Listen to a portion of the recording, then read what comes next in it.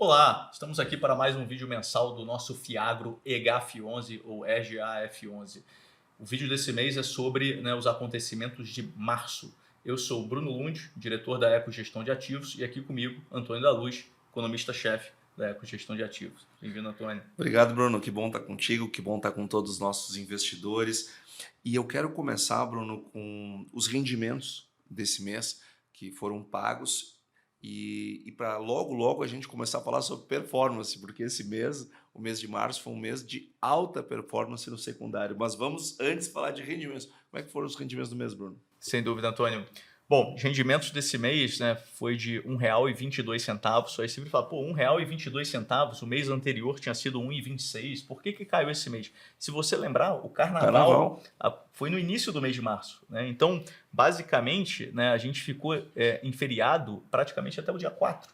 Ou seja, o primeiro dia útil do mês foi no dia 5. Foi um mês com menos dias, foi um mês com 19 dias úteis, menos do que o mês anterior, que tinha sido de 20 dias úteis. Então, nada mais natural do que quando você acrua CDI mais 4 por 19 dias, vis-a-vis 20, que foi o mês anterior, a gente ter um resultado um pouco inferior ao do mês anterior. Então, foi 1,26 no mês anterior e nesse mês, 1,22, que foi anunciado no dia 2 de abril e que será pago no dia 9 de abril. Então, R$ 1,22, contra um CDI de 0,96%, ou seja, um valor bastante acima do CDI. Tá? Se você olhar isso em comparação a como fechou a cota do fechamento do mês, isso é equivalente a CDI mais 5,12, ou seja, uma rentabilidade bastante expressiva, até pelo que você já até mencionou, Antônio, que a cota estava comprimida, deu uma subida, mas ainda está abaixo do valor contábil, como nós falaremos aqui mais para frente. Agora, Bruno, a culpa não é nossa, a culpa é do carnaval. Cada país faz suas escolhas, A nossa escolha é pagar mais dividendo para o nosso investidor, mas a escolha é feita no país, E como é que foi a performance, Bruno? Esse mês a gente teve uma performance bastante interessante, mas você sempre mostra de várias formas. Sim. E ensina para o nosso investidor quais são as formas de olhar. Então, por favor, como é que foi a performance nas 3 óticas que você sempre adota? Perfeito. São 3 óticas. A primeira delas, mercado secundário, depois como está no contábil e depois o resultado por cota, que é uma proxy que você pode comparar ali com dividendos. Tá? Então, na primeira ótica, mercado secundário, que foi maravilhoso esse mês foi o retorno dos fiagros e do nosso, que inclusive foi acima da média dos fiagros. Todos retornaram e o nosso ficou um pouco acima da média desse retorno. A gente teve de rentabilidade no mês de março 10,39%. Foi uma rentabilidade muito forte, isso porque o preço subiu. O preço subiu de 83,63 no fechamento de fevereiro para 90,98 no fechamento de março, quase R$91. Ainda abaixo do contábil, tá? Que o contábil está 98,83 no fim do mês, ou seja, ainda abaixo do contábil, ainda tem uma esteira ali para subir, porém, uma recuperação muito expressiva, de 83 para 91. Isso fez com que o resultado fosse 10,39%. Com esse retorno dos fiagros, acho que vale a pena também mencionar, antes de entrar nas outras formas de rentabilidade, o número de cotistas. O número de cotistas voltou a crescer novamente nesse mês. O segundo mês consecutivo que a gente tem um retorno dos cotistas. Tá? Então, a gente saiu de 11.234 no fim de fevereiro para 11.367. Tá? É um pouco mais de 130 cotistas aí aumentando na base de cotistas aqui o nosso fundo, ou seja, um sinal, um termômetro de que o mercado tá subindo, o nosso fiagro está subindo e os investidores estão mais otimistas com o agro, com o nosso fiagro em particular. Tá? Então isso eu acho que é um negócio que vale a pena marcar bem aqui. Tá? Com relação às outras métricas de retorno ao contábil, quando a gente olha o contábil de março foi 1,17, basicamente isso foi equivalente a CDI mais 2,77, mas se você lembrar, é uma questão contábil que marcou esse resultado de 1,17, dando o CDI mais 2,77, que é inferior ao que a gente acha que consegue entregar aqui para vocês. Tá? O que foi isso? no último dia do mês anterior, ou seja, no último dia de fevereiro, tá? Eu tive uma remarcação muito forte de um ativo chamado Primo Tedesco, que teve uma compressão de taxa muito forte. Essa remarcação foi feita no último dia, porém, o impacto disso só veio na carteira no primeiro dia útil desse mês. Tá? Por mais que a remarcação tivesse sido feita em comitê, o comitê saiu no fim do dia, acabou impactando só o primeiro dia útil desse mês. E impactando o primeiro dia útil desse mês, o que aconteceu? Né, a gente teve, né, essa redução, né, desse patamar de foi CDI mais 2,77, quando na verdade o que a gente está sempre aqui próximo, a gente está próximo do 4, né, um pouco CDI 3,8, 3,7, né, algumas vezes é um pouco mais, né, mas março aqui 1,17 e muito por conta disso. Mesmo assim, bastante superior ao CDI, que foi de 0,96. Tá? E quem está comprando no secundário, então, aí é CDI é alto, né? CDI alto. O carrego, né, se eu desconsiderar esse efeito, se eu isolar esse efeito e falar, esse é um efeito que não vai acontecer de novo, é um efeito one-off, que é o que a gente chama aqui, né? Se eu desconsiderar esse efeito, o carrego do fundo, ou seja, só o acrúmulo dos papéis ao longo desse mês foi 1,24. Superior, 1,24%, superior a 1,22, né, que a gente pagou, então, ou seja, o fundo bastante saudável, né, ou seja, é um resultado bastante, né, interessante aí para os nossos cotistas, tá?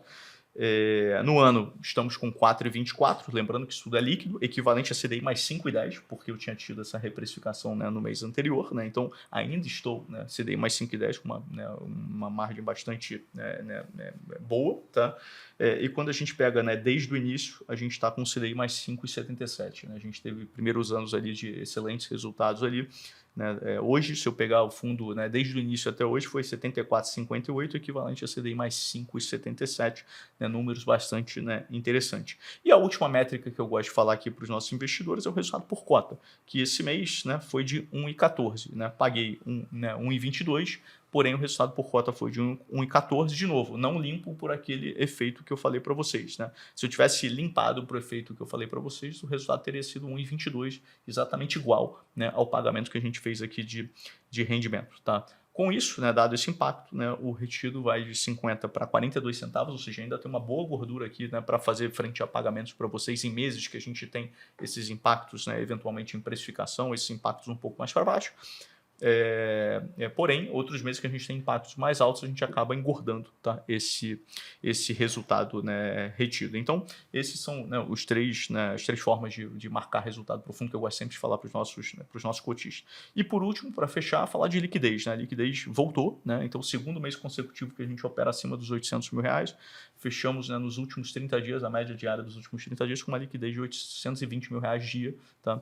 Mês passado foi 827, ou seja, a gente está operando acima de R$800 mil dia, o que é uma notícia muito interessante. Né? Se você quiser entrar no nosso EGAF, ou se quiser sair do nosso EGAF porque você necessita do dinheiro de alguma forma, você tem liquidez para o fazer, o que é bastante interessante. Tá? E Bruno, muito bacana porque esse desempenho todo no mercado secundário que nós vimos, ele vem ao encontro de algo que nós vínhamos dizendo há bastante tempo. Né? Poxa, está descontado, o fundo é bom, nós não temos problema nenhum. Na hora que virar o noticiário, o mercado vem, né? Exato, exato. Falamos várias vezes. Falamos várias vezes, nós temos várias oportunidades para os investidores alocarem mais no EGAF, enfim, e não deu outra. Na hora que as notícias sobre o agro começaram a mudar, porque aqui, como a gente acompanha o agro todos os dias, a gente já estava ciente da mudança há muito tempo. Há muito tempo Antes do noticiário. Agora que o noticiário começou a colocar de novo o agro num patamar de crescimento, e vai crescer muito no ano de 2025, nós começamos a ver os investidores voltando para os fiagros. Mas aqueles que estavam aqui o tempo todo, reinvestiram suas cotas e trouxeram mais dinheiro, eu não tenho dúvida que esses 10,39 num único mês foi um grande muito bacana. Agora, o pessoal só investe porque sabe que esse fundo é muito bem gerido e não é à toa que ele performou melhor do que a média dos fiagros no mês de março. Isso acontece por conta de bons atos e ações de gestão. Então, quais foram as ações de gestão do mês de março, Bruno? Perfeito, Antônio.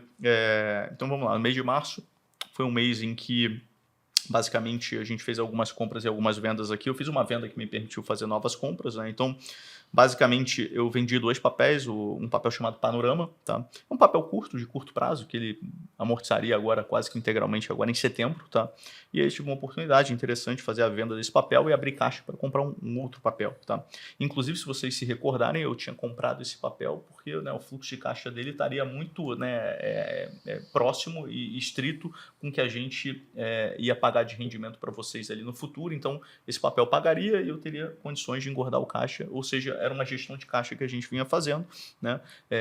Ou seja, trouxemos esse papel um pouco mais, né, avançamos com ele um pouco mais no caixa até do que deveríamos, porque tinha uma perspectiva de amortização desse papel numa velocidade que nos permitiria pagar, né, para vocês. Ou seja, eu não guardei todo o resultado que eu precisava, né, para pagar todos os dividendos até junho, que é quando eu tenho, né, quando eu tenho uma data, né, de grande pagamento, né, dos meus ativos. Porém, eu sabia que uma boa parte desse papel seria amortizado antes, né? E aí eu tive a oportunidade de próximo da amortização, de vender esse papel. Então, acabei vendendo, né? Vendi esse papel integralmente, 8,68 milhões de reais, e vendi também um pouquinho de Casa Fértil, tá? É um outro papel que a gente tem, 500 mil reais, 520 mil reais aqui aproximadamente.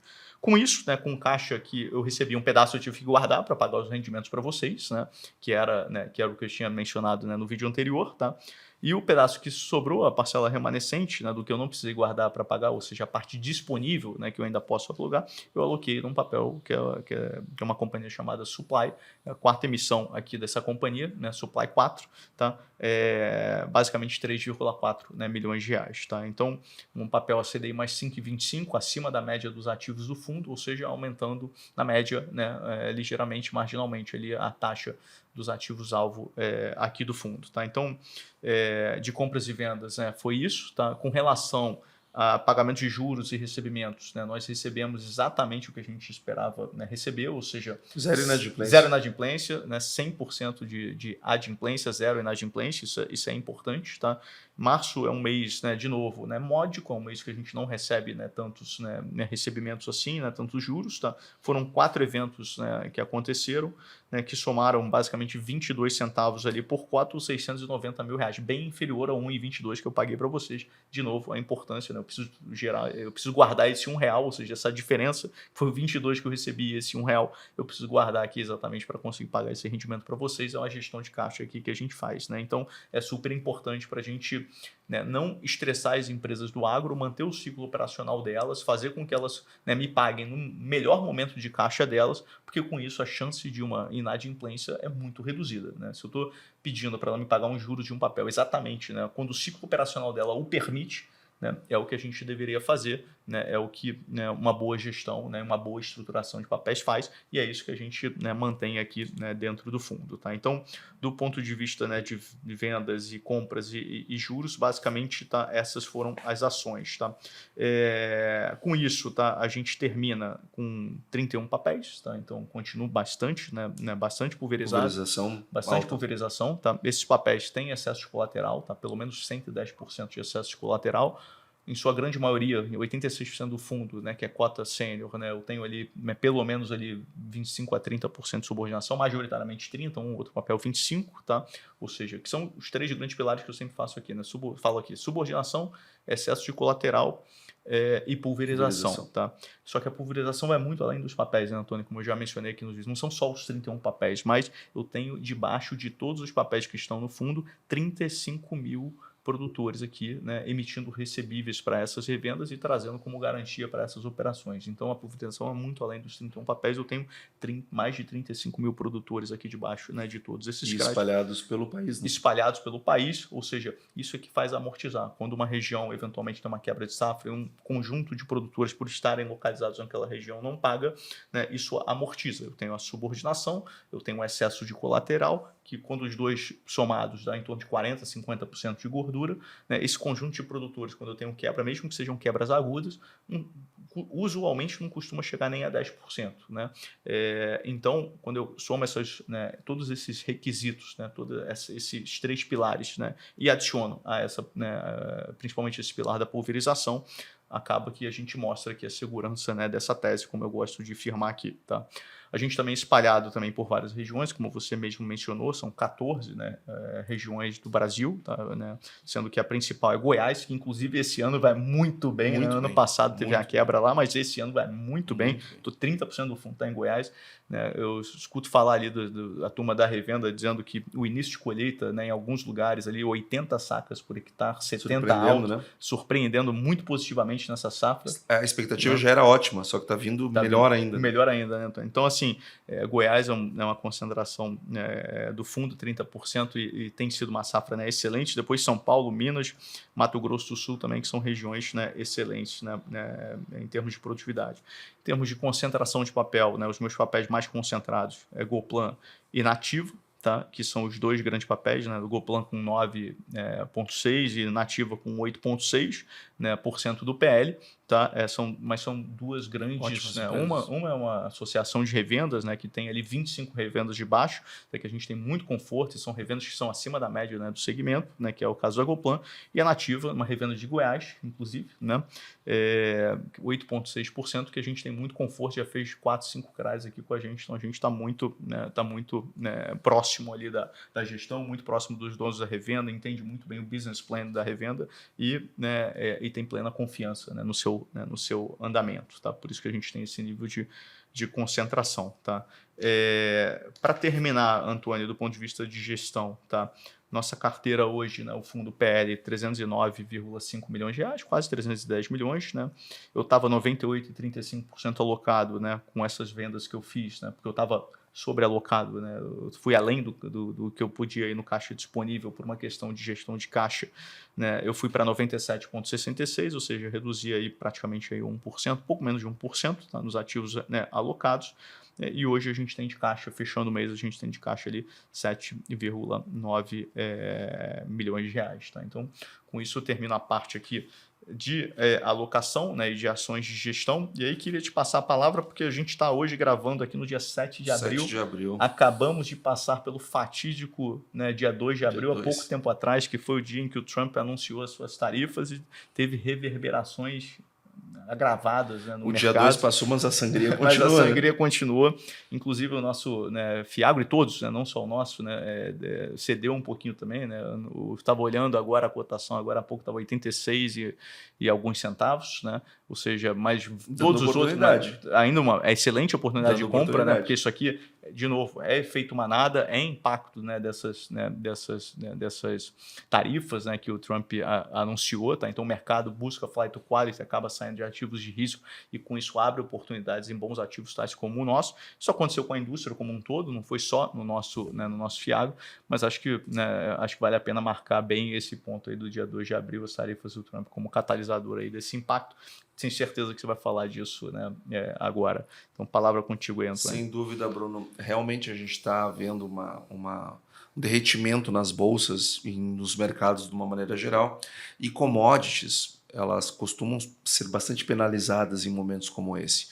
Sobretudo as metálicas, as energéticas, mas também as commodities agrícolas também sofrem. Até porque tem muitos contratos que são misturados, né? Então termina puxando para baixo. Só que a gente já viu isso no passado e a gente sabe que isso é temporário. Por isso que nós acreditamos muito, muito mesmo na oportunidade que essa queda deu, porque o Fiagro vinha subindo muito forte. Aí veio o dia 2, daí tudo derreteu, até a gente não foi tanto. Mas eu quero mostrar para vocês o porquê que eu acredito que isto é uma oportunidade e embora nós estejamos falando de algo muito grave, essas medidas anunciadas pelo governo americano, elas vão para 180, valem para 180 países. A metodologia de definição, ela é muito arcaica, ela é muito primitiva, não tem base econômica, foi baseado, não, eu acho que eu tenho que pegar alguma coisa que tem a ver com a balança comercial, com o saldo. Eles usaram o déficit comercial como base. Sim, o déficit como base, aí divide por 2, enfim. É uma coisa que não faz muito sentido. Só que a retaliação desses países, que a China já anunciou, e foi a mais forte delas, 34%, nós estamos falando agora de uma guerra comercial mundial. Sim. Nós estamos vivendo uma guerra comercial mundial. porque não é apenas lá os Estados Unidos versus a China. Nós estamos falando de 180 países que vão retalhar, a maioria. E tem muita gente dizendo que para o Brasil foi bom. Não foi bom. Não tem como você levar 10% a mais de tarifa Isso é bom, né? e dizer que isso é bom. Foi menos pior. Né? Foi menos pior, com certeza. Agora, para o agro, é bom, Bruno. Sabe por quê? O agro brasileiro. Por que acontece? Os maiores exportadores de alimentos do mundo são Brasil, maior, segundo Estados Unidos. Então, os Estados Unidos é o nosso... líquidos, né? Líquidos. Eles são grandes concorrentes do Brasil. E o que acontece? No momento que a China, que o chinês se coloca lá no lugar de uma empresa chinesa, você está lá no border de uma empresa chinesa. Para comprar soja dos Estados Unidos, você vai ter que pagar 34%. Para comprar soja do Brasil, você não precisa pagar nada. Então, o que acontece? Você vai preferir comprar soja do Brasil.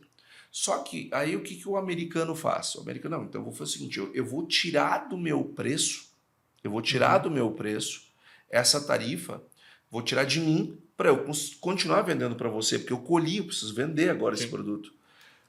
Só que o que acontece? A margem do produto lá nos Estados Unidos, dependendo da região, ele vai de 10% a 15%. Então, o produtor americano, ele consegue, para ele empatar, para ele sair no zero esse ano, ele consegue baixar 10% até 15%. Só que são 34%. É muito forte. Que precisam ser cortados. E o produtor americano não consegue fazer isso. Aí o que acontece no Brasil? Bom, já que o americano não consegue baixar 34%, ele consegue baixar, vamos botar 14% aqui para fechar a conta, bom, eu posso subir meu preço em 20% para ficar igual, em condições de igualdade à competição nos Estados Unidos. Antônio, isso já aconteceu sim, isso aconteceu em 2018, 2019. Isso vai acontecer agora? Não vai, já está acontecendo. Por quê? Porque os prêmios nos portos no Brasil explodiram na semana passada. Aquilo que a gente estava imaginando, Bruno, eu e você, eu estava trazendo aqui para você... Eventualmente ia ficar um pouquinho negativo agora. Né? E lá em setembro chegar em $2, pô, já bateu 1,40 para os contratos de julho.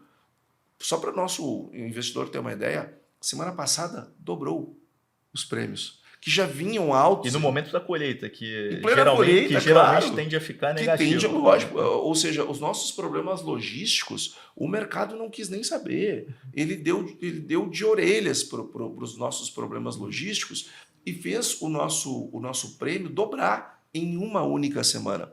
Então, isso que eu estou trazendo não é algo que vai acontecer, já está acontecendo.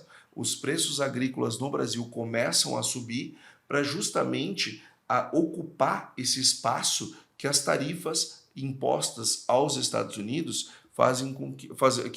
trazem o preço lá para baixo, mas aqui a gente recupera. O que acontece para nós? As margens aumentam. A lucratividade do agro aumenta e a competitividade também. Bruno, lá em 2018, quando o Trump começou a guerra comercial 1.0, e aí foi com a China, não era uma guerra mundial, o Brasil e os Estados Unidos, eles tinham uma diferença de mais ou menos 5 milhões de toneladas de soja exportada. O Brasil exportava 63 milhões e os Estados Unidos exportavam 57 milhões. Hoje, Bruno, os Estados Unidos exportam 49 e nós exportamos 105. Então, e se nós olharmos o passado, né, pegarmos 10 anos antes daquelas tarifas serem impostas aos produtos americanos, né, por parte da China como retaliação. Se nós pegarmos de 2011 a 2018, Brasil e Estados Unidos, a linha assim, era quase que uma em cima da outra. Sim. Os dois cresciam idênticos. Estavam pareados. Ali, em 2000, quando vieram as tarifas do Trump e as retaliações chinesas, abriu uma boca de jacaré. Brutal, de 40 para 105, né? De 63 para 105. 63. E os Estados Unidos tiveram uma redução das exportações. Hoje eles exportam menos do que eles exportavam antes dessas tarifas. Então, aquelas tarifas, elas deram um grande impulso para o agro brasileiro. Por isso que eu já brinquei aqui mais de uma vez, que eu comprei um boné American Great Again, porque é uma política para o agro brasileiro que o Trump está fazendo. Que o Trump estava melhor que qualquer política que os governos brasileiros fizeram. E agora está robustecida. Então, gente, nós não comemoramos isso porque, poxa, estamos falando de um risco iminente de uma desaceleração econômica global, podendo virar uma recessão econômica e também em escala global. A gente não deseja isso, a gente não quer isso. Nós estamos vendo as bolsas derreterem, a gente não gosta de ver essas coisas. Hoje, circuit break em Tóquio. Em Tóquio, impressionante. Tóquio Impressionante. circuit break. 10% de queda, mais de 10% de queda, impressionante. Não, e depois eles voltaram e seguiu lá próximo do circuit break, depois fechou ali na casa dos 8, né? Agora, a gente não fica feliz com isso, mas a gente precisa trazer para o nosso investidor aquilo que várias vezes nós trouxemos em oportunidades anteriores. Olha, o agro, ele funciona como um hedge para esse tipo de crise, porque as pessoas elas continuam comendo, a demanda continua aumentando, é um produto muito menos elástico nestes aspectos. Quando a gente monitora todas as grandes crises mundiais que aconteceram nos últimos 50 anos, nunca a demanda de alimentos teve redução. Nunca. Era S&P desabando, era câmbio volatilizando de todo modo, era o flight to quality em tudo quanto era coisa, mas demanda por alimentos sempre cresceu, mesmo nas crises. Então, nós estamos diante disso também. Quando a gente olha para juros, Bruno, lá os Estados Unidos agora, com isso, o Fed, que nós estávamos sendo bastante céticos com a possibilidade do Fed baixar juros esse ano, agora não, agora vai ter que baixar juros, porque a economia americana vai desacelerar. Em termos de câmbio, nós imaginamos que o câmbio deve aumentar no mundo todo, porque se o mundo inteiro vai ter que pagar mais caro por conta de tarifas, porque pela tarifa e a retaliação da tarifa, e o comércio internacional acontece em dólares, vai haver uma demanda maior por dólares. Então, existe uma tendência central de aumento da taxa de câmbio, que é bom, inclusive, para o agro brasileiro, que ele é exportador. Falando de juros aqui no Brasil, já que o nosso papel, o EGAF11, ele é indexado a CDI, né? E CDI+, nós temos uma perspectiva de que os juros no Brasil talvez não subam tanto quanto poderiam, o quanto se esperava, mas a gente não vê redução como acontece lá nos Estados Unidos. Primeiro, porque o Brasil não está no epicentro das tarifas. Segundo, porque a inflação no Brasil não para de subir. Nós precisamos ainda manter um juro mais elevado. Então, talvez aqueles 15,5, 15,75 parem nos 15, né? Quem sabe fique nos 14,75. Agora nós vamos continuar com os juros altos por bastante tempo aqui no Brasil. Então vejam que, por pior que seja esse cenário, assim encerro, Bruno, que é um cenário que a gente não gostaria de ver de nenhum. Agora, ele favorece muito o agro brasileiro e, consequentemente, seja pelo desempenho da nossa safra, que está indo muito bem, seja pela possibilidade de aumento de margem que já está acontecendo nos prêmios nos portos, seja pela própria manutenção de juros altos aqui no Brasil por mais tempo, a gente vê o EGAF a R$ 86, como ele está sendo praticado agora, como uma oportunidade de novos aportes, de reinvestimento dos dividendos e assim por diante. Isso que aconteceu em março, quando a gente dizia, na hora que virar o noticiário vai virar os preços, aconteceu. Na hora que o mercado parar essa turbulência toda, hoje é dia de circuit break, como muito bem já trouxe o Bruno. Agora, gente, é pânico. Mas daqui uma semana, o mercado começa, não, peraí, deixa eu ver o que é o que aqui dentro, porque as coisas não são iguais. Agora, na crise, tudo é tratado da mesma maneira. Mas daqui uma semana, daqui 15 dias, o mercado começa. Não. Isso aqui não posso. Isso aqui está muito penalizado, isso aqui está menos penalizado, e eu não tenho dúvida que os fiagros estão sendo penalizados da maneira mais indevida, porque se tem alguém neste mundo que vai ganhar com essa crise toda, é o agro brasileiro. É o agro brasileiro, né? E também as revendas, né? Você falou bastante do Ah, e as produtor, revendas, aumento de claro, margem, claro. e trazendo aqui para o nosso, né, pro nosso segmento principal, né, de principal investimento aqui no EGAF, as revendas também vão acabar sendo beneficiadas, né? Porque margens maiores, né, inadimplências reduzidas, né, por conta dessas margens maiores, isso faz com que as revendas não só consigam praticar, né, margens maiores também nos seus business, como também ter menos inadimplência nos seus business em momentos tais como Muito bem esse, né? O que observado, muito bem eu lembrado. acho que valia a pena finalizar o vídeo marcando bem isso. Então, com isso, eu dou o vídeo por encerrado, né? Meu muito obrigado para vocês que ficaram até aqui e até o nosso próximo encontro. Até logo.